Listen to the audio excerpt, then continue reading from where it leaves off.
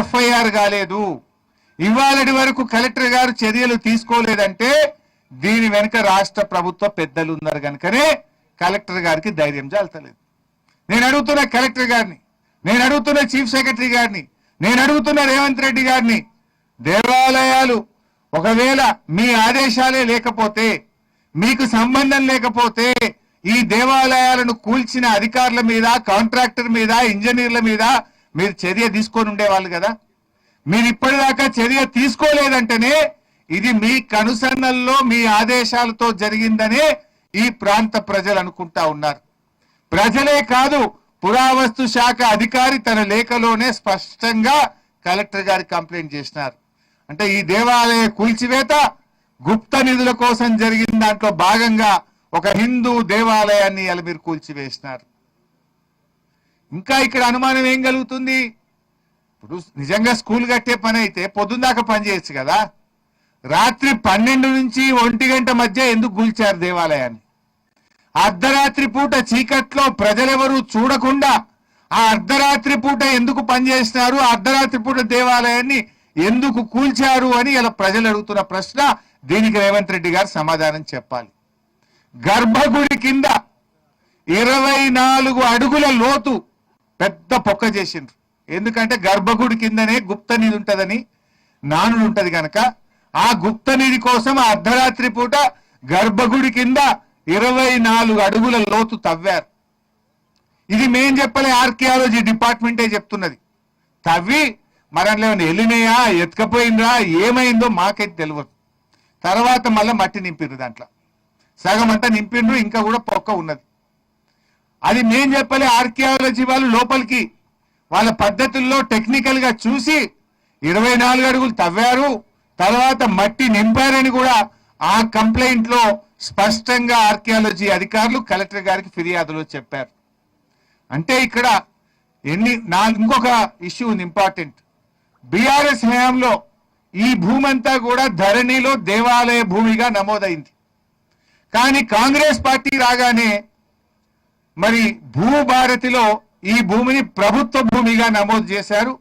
ఇది కూడా దానికి సంబంధించిన డాక్యుమెంట్. ధరణిలో ఈ భూమి దేవాలయ భూమిగా బీఆర్ఎస్ హయాంలో నమోదైంది. కాంగ్రెస్ ప్రభుత్వం రాగానే ఈ భూమి భూభారతిలో ప్రభుత్వ భూమిగా మారిందంటేనే దీని వెనుక ఉన్న కుట్రని అర్థం చేసుకోవచ్చు. అంటే ఇప్పుడు 4 స్పష్టంగా కనబడుతున్నాయి. స్కూల్ మంజూరైంది ఒక దగ్గర, స్కూల్ని ఇక్కడికి ఎందుకు షిఫ్ట్ చేశారు? Question number 1. క్వశ్చన్ నెంబర్ 2, ఇవాళ ఆర్కియాలజీ డిపార్ట్మెంట్ జిల్లా అధికారి 7వ తారీఖున కలెక్టర్ గారికి ఫిర్యాదు చేస్తే ఇక్కడ గుప్త నిధుల కోసం తవ్వకాలు జరిగినాయని స్పష్టంగా రాసిన తర్వాత ఎందుకు ఎఫ్ఐఆర్ నమోదు చేయలేదు? ఇప్పటిదాకా ఎవరిపైన ఎందుకు చర్యలు తీసుకోలేదు? క్వశ్చన్ నెంబర్ 2 అది. దెన్ క్వశ్చన్ నెంబర్ 3, తవ్వకాలు అర్ధరాత్రి పూట ఎందుకు చేసినారు?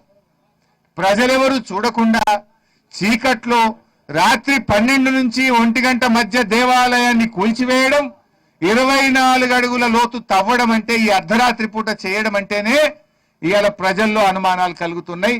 This is question number 3. Question number 4, ఇవాళ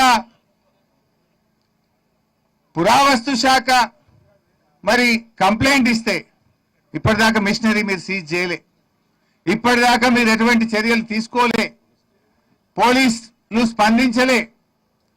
క్వశ్చన్ నెంబర్ 5, ధరణిలో దేవాలయ భూమిగా ఉన్న భూమి మరి కాంగ్రెస్ రాగానే ఇది ప్రభుత్వ భూమిగా ఎట్లా మారింది? వీటికి వీళ్ళు సమాధానం చెప్పాలి. అంటే స్పష్టంగా ఆధారాలతో మాట్లాడుతున్నాం మేము. ఇది మేము చెప్తున్నది కాదు, ఆర్కియాలజీ అధికారులు ఇచ్చిన కంప్లైంట్ మీద, భూభారతి రికార్డు మీద, ధరణి రికార్డు మీద మేము చూపించి మాట్లాడుతూ ఉన్నాం ఈరోజు. అంటే ఇంత స్పష్టంగా మనకేమర్థమవుతుంది? ఇది పూర్తిగా గుప్త నిధుల వేటలో రాష్ట్ర ప్రభుత్వ పెద్దలు చేసిన దోపిడిలో ఇవాళ దేవాలయాన్ని కూల్చివేసినారు. ఎందుకంటే రేవంత్ రెడ్డి ఎప్పుడు మాట్లాడతాడు లంక బిందెలు అంటాడు.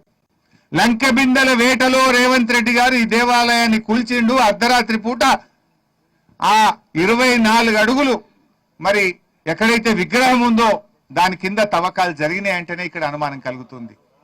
ఇలా బుకాయిస్తున్నారు, లేలే మేమేదో చిన్నగా జరిగింది అన్నారు. 60 చూస్తే ఏమున్నది, పెద్ద పెద్ద రాతి కట్టడాలను ముక్కలు ముక్కలు చేసిండ్రు. ఎక్కడికక్కడ ముక్కలు ముక్కలు చేసినట్టుగా స్పష్టంగా కనబడతా ఉంది. అందువల్ల మేము ప్రభుత్వాన్ని సూటిగా 4-5 డిమాండ్లు పెడతా ఉన్నాం. డిమాండ్ నెంబర్ 1, పురావస్తు శాఖ ఇచ్చిన కంప్లైంట్ ఆధారంగా తక్షణమే FIR